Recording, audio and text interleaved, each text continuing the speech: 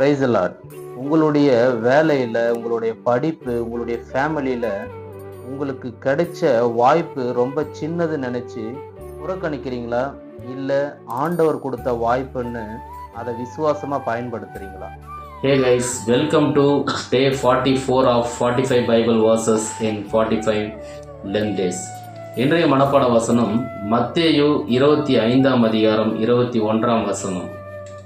கொஞ்சத்திலே நீ உண்மையாயிருந்தாய், அநேகத்தின் மேல் உன்னை அதிகாரியாக வைப்பேன். In English, Matthew chapter 25 verses 21. You were faithful over a few things, I will make you ruler of many things. நாம பெரிய வெற்றி அடையணும்னா நமக்கு கொடுக்கப்பட்ட சின்ன பொறுப்புகள்ல நம்ம விசுவாசமா இருக்கணும்.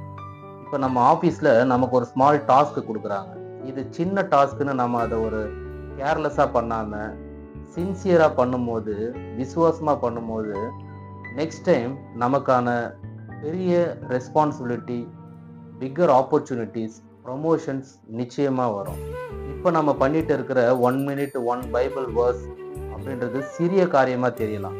ஆனால் அதை ஃபெய்த்ஃபுல்லோடு பண்ணும்போது நிச்சயமாக ஆவியானவர் நமது வாழ்க்கையில் சந்தோஷத்தையும் சமாதானத்தையும் அவர் நாம் நடக்க வேண்டிய பாதையில் சரியாய் நம்ம நடத்துவார்.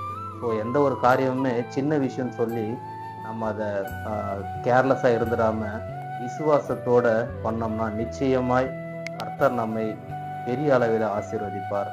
Stay blessed. Have a good day.